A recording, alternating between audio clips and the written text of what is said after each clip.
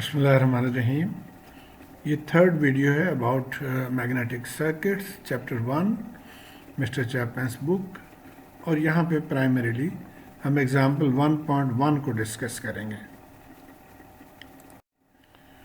तो ये सबसे पहले क्वेश्चन को देखते हैं। पहले ये कह रहा है कि ferromagnetic core is shown in figure. तो ये कोर मटेरियल आपने देखा होगा, ये कहना इस तरह से ये स्टील के पीसेस इसमें लगा के तो पतरियाँ लगा के इसको बनाया जाता है। तो ये फिगर है 1.7, इसमें एक्चुअली दिखाया गया है और the dimensions are shown in figure. तो ये देखिए तमाम डायमेंशंस यहाँ पे दिया गया है। यहाँ पे जो गौरतलब बात है वो ये है कि ये डायमेंशन सेम नहीं है। अब देखें यहाँ पे चौड़ाई 10 सेंटीमीटर है, लेकिन यहाँ पे चौड़ाई 15 सेंटीमीटर है। इसी तरह ये भी 15 है और ये भी 15 है। और relative permeability of the core ये गिवन है। परमेबिलिटी होता है जिस तरह हम आम मेटल में हम कंडक्टिविटी कहते हैं इलेक्ट्रिसिटी के केस में, उसी तरह यहाँ पे है परमेबिलिटी, यानी ये मैग्नेटिक लाइन ऑफ फ्लक्स को कितना फैसिलिटेट करता है ये मटेरियल टू फ्लो। और क्वेश्चन ये है कि how much flux will be produce. तो ये फ्लक्स कितने इसमें प्रोड्यूस होगी जब इसमें से आप करंट देंगे 1 एम्पेयर इनपुट करंट। यहाँ पे जब आप 1 एम्पेयर इनपुट करंट देंगे तो फ्लक्स प्रोडक्शन क्या है होगी, ये सवाल है। अब चाहें तो इसको 3 डायमेंशन में भी ड्रॉ करके देख सकते हैं। तो यहाँ पे प्राइमरीली ये देखें, ये इसके जो थिकनेस है 10 डेप्थ या थिकनेस वो 10 सेंटीमीटर है। इसको 3 डायमेंशन में ये क्लियर नज़र आ रहा है। अच्छा, अब ये नंबर ऑफ टर्न्स हो गए और यहाँ पे करंट है ये दोनों।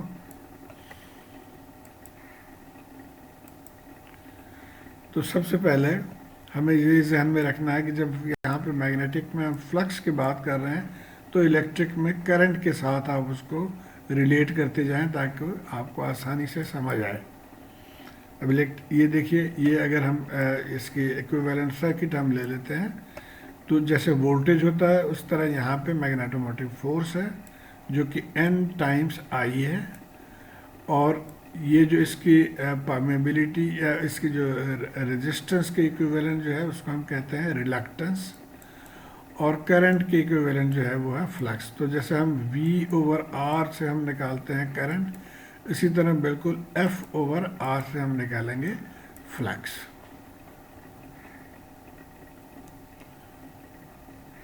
तो पहला काम हमें क्या चाहिए, हमें रिलक्टेंस पता कर लेना चाहिए। यहाँ पे कि रिलक्टेंस क्या है। रिलक्टेंस का ये फार्मूला है LC जो है वो length of the mean path. अब ये देखिए, ये कोर के दरमियान में हम एक इमेजिनरी लाइन ले लेते हैं और इसको हम कहते हैं मीन पाथ।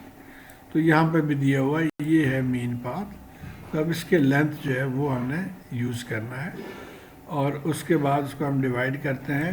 म्यू आर जो हमने अभी कैलकुलेट किया था, म्यू ओ जो एयर की परमेबिलिटी है, और AC area of cross section. यहाँ पे देखिए ये है एरिया ऑफ क्रॉस सेक्शन और ये भी है एरिया ऑफ क्रॉस सेक्शन। अब यहाँ पे आप अगर देखें तो ये 2 different area of cross section है। ये 10/10 है और ये 15/10 है।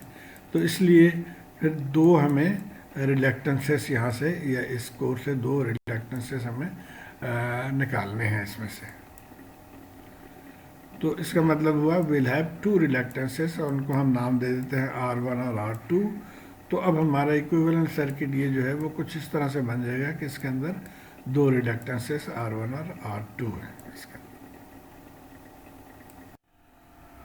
तो जैसे मैंने इससे पहले वीडियो में एक्सप्लेन किया है कि जहाँ पे भी डायमेंशनल मिसमैच हो, अब यहाँ पे देखिए जैसे ये 10 सेंटीमीटर इसकी वेट है और ये 15 सेंटीमीटर वेट है, तो ये हम इसको कह सकते हैं इंटरसेक्टिंग पॉइंट। इसी तरह ये भी इंटरसेक्टिंग पॉइंट है। तो वहाँ पे हमने एक क्रॉस लाइन ड्रॉ कर लेना है, ये जैसे यहाँ पे ड्रॉ किया। अब क्या होगा कि एक लेंथ हमारा ये हो जाएगा और सेकंड लेंथ जो है वो ये है। तो आइए हम इनका नाम दे देते हैं। इसको L1 कह देते हैं और इसको L2 कह देते हैं। तो अब L1 कहाँ से ये होगा, ये यहाँ से लेकर यहाँ तक, तो आइए इसको लिखते हैं। सो L1 विल बी, अब यहाँ से हम चल रहे हैं, ये देखिए ये 15 है, तो ये हाफ ऑफ दैट है यानी 7.5, तो 7.5 लिख लिया हमने। उसके बाद ये पूरा 30 हो गया, 30 लिख लिया, और उसके बाद ये फिर हाफ है, हाफ ऑफ 15 7.5, तो L1 हो गया 45 सेंटीमीटर। अब हम यहाँ पे इसके एरिया ऑफ क्रॉस सेक्शन भी मालूम कर लेते हैं। तो ये देखिए अब इसके एरिया ऑफ क्रॉस सेक्शन है 10/10, तो 10/10 यानी 100 सेंटीमीटर स्क्वायर। अब हम यहाँ से इसके रिलक्टेंस मालूम कर लेंगे। ये फॉर्मूला है रिलक्टेंस का। L1 हमने मालूम कर लिया और A1 भी हमने मालूम कर लिया। म्यू आर गिवन है और म्यू ज़ीरो जो कि एयर के लिए है परमेबिलिटी, ये कांस्टेंट है, इसको आपने याद रखना है, 4π10⁻⁻⁷। एक और बहुत इंपॉर्टेंट चीज़ आपने ध्यान में रखना है कि तमाम कैलकुलेशंस के लिए हमने मीटर में जाना है। तो अब इस सेंटीमीटर को भी हमने 100 से डिवाइड करके मीटर कर लिया, और ये चूँकि एरिया है तो इसको हम 1000 से डिवाइड करेंगे, तो ये हमारा मीटर स्क्वायर में आ गया एरिया।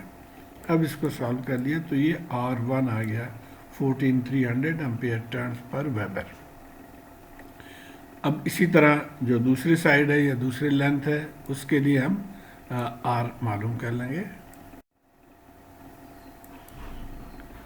तो अब ये लेंथ इसी तरह हम यहाँ से चलेंगे, ये देखिए हाफ ऑफ 10 हो गया तो 5, फिर ये 30, फिर यहाँ से यहाँ तक हाफ ऑफ 15 7.5, ये टॉप लाइन हो गया। उसके बाद आप वर्टिकल लाइन पे आ जाए, ये भी 7.5 30 और फिर 7.5, तो 7.5 30 7.5। अब यहाँ चल रहे हैं हम 7.5 30 और ये हाफ ऑफ 10 यानी 5, तो 7.5 35, तो टोटल 130 सेंटीमीटर ये हो गया लेंथ। और एरिया ऑफ क्रॉस सेक्शन अब ये 15/10 है, डेप्थ 10 है 15, तो 150 सेंटीमीटर स्क्वायर हो गया। और अब वही फार्मूला R2 के लिए हम लगाएंगे, L की वैल्यू डाल दी हमने, A2 की वैल्यू डाल दिया और ये सॉल्व कर लिया, तो ये R2 आ गया 27600 एम्पेयर टर्न्स पर वेबर। तो अब दोनों आर्स हमारे आ गए, ये R1 की वैल्यू है और ये R2 की वैल्यू है। अब हमें ये मालूम करना है यानी मैग्नेटोमोटिव फोर्स जो कि N × I होता है। तो N हमें गिवन है 200 और I इस क्वेश्चन में 1 एम्पेयर है, तो ये आ गया मैग्नेटोमोटिव फोर्स। तो अभी जैसे वोल्टेज डिवाइडेड बाय रेजिस्टेंस, उसी तरह magnetomotive force divided by total resistance जो है उससे हम फाई निकाल लेंगे। So phi is magnetomotive force divided by total resistance. ये 200 एम्पेयर टर्न्स आ गया और ये इन दोनों को ऐड करके टोटल रिलक्टेंस आ गया, तो आंसर आ जाएगा 0.048 वेबर्स। तो उम्मीद है आप को समझ आ गई होगी कि इस सवाल को कैसे सॉल्व किया गया है। शुक्रिया।